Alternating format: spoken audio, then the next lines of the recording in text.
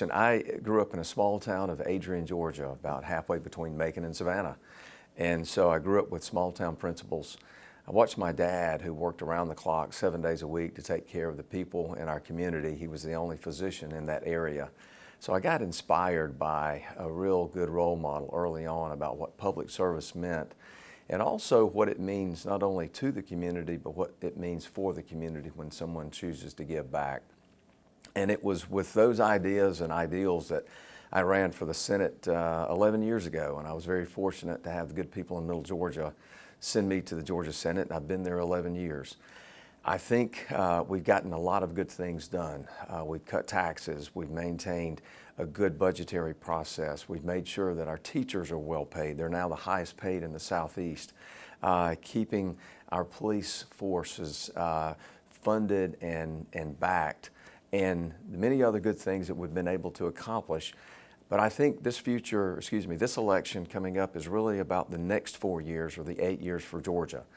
And so I want to be focused on trying to do the best I can, and I think the best role for me to help Georgians is to serve as the Lieutenant Governor. You know, we're going to have some challenges, as we always do, but I think the things that we need to focus on are, number one, we need to keep Georgia growing.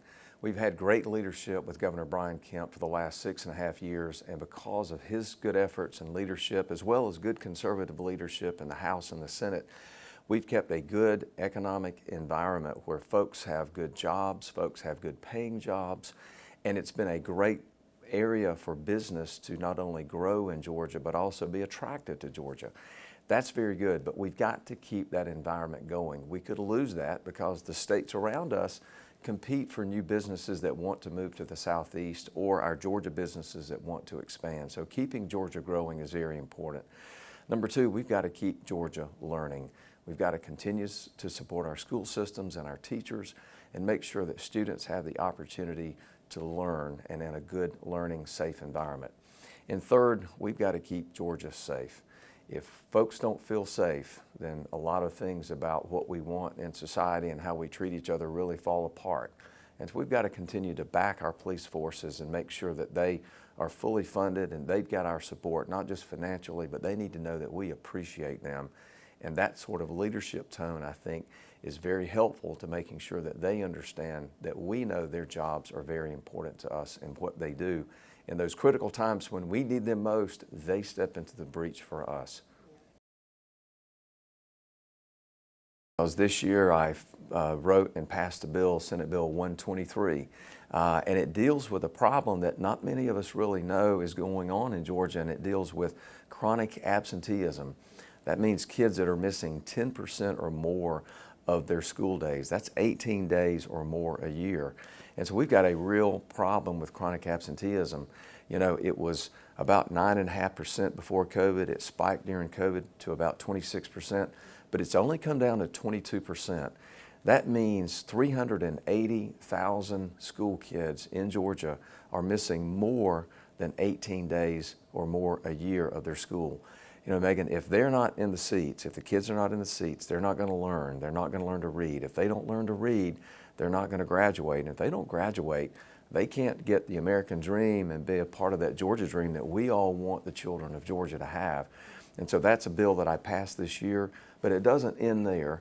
We're doing more. I've got a study committee that I formed that I'm chairing that we're going to be working on this summer and going around different places and hearing from the different areas of the state about the chronic absenteeism, and also helping those local areas fashion local solutions and answers to the absenteeism problem.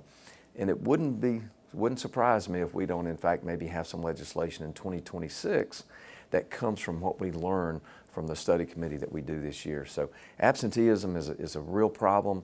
It's something that's not on our radar screens enough, and it's something I'm passionate about trying to get resolved. On the growth side, we've got to just make sure that businesses know Georgia's open for business. We've done a pretty good job over the last several years in workforce development. That is making sure that folks that are looking to move their business to Georgia know that we have a ready, willing, and able workforce when they get here. That is typically the first question they ask when they're considering setting up a business here. We've got to continue those services and make sure those programs are good. Secondly, You know, we're also trending in the right direction, I think, in looking at teaching kids, high school and sometimes middle school kids, earlier on about the opportunities for different vocations. It used to be for so many years that we told every kid you need to go to college. And that's great for those that want to do that, but that's not what every child wants to do. And those that want to do something in a vocation need to understand that's great. We need those folks filling these jobs that are critical for us for the growth of Georgia. So continuing to support those workforce development programs are really important. Georgia for next year will be the 12th year. And by being able to serve as Lieutenant Governor, of course, I take the knowledge and understanding of what the needs are, not only of Middle Georgia, but also of rural Georgia, my hometown of Adrian, Georgia, a little town of 800 people. I know what rural Georgia is like, I know what rural life is like, and I know what the challenges are. And we need to remember the rest of Georgia. Atlanta's where most of the population is, but the area is a lot bigger than that. And so I would take to the Lieutenant Governor's office a full understanding of rural Georgia, having served in Middle Georgia, having previously lived in Atlanta, have an understanding of that dynamic as well. You know, for those that have announced or considering for the Republican primary for Lieutenant Governor, we're all Republican, we're all conservative. I think the difference, if you look at the profile of what I've been able to do and the work I've been able to accomplish, is for me, it's about results, not rhetoric. It's about getting the job done for the folks that I'm there working for. And so I think if you're looking for someone who is a trusted leader, who can actually deliver results, I think that's what sets me apart. I've been privileged now for 3 years to serve as the President Pro Tem of the Georgia Senate. That's the highest ranking office. I say that humbly, but I also say it to make the point that that is the one office in within the Georgia Senate structure that is elected by the entire Senate body. And I stood for election by the nomination of others and was elected unanimously by every Republican and every Democrat in the Georgia Senate body. And so I think that demonstrates folks know me, they know how I operate, and they trust not only how I serve, but also the results that I'm trying to obtain.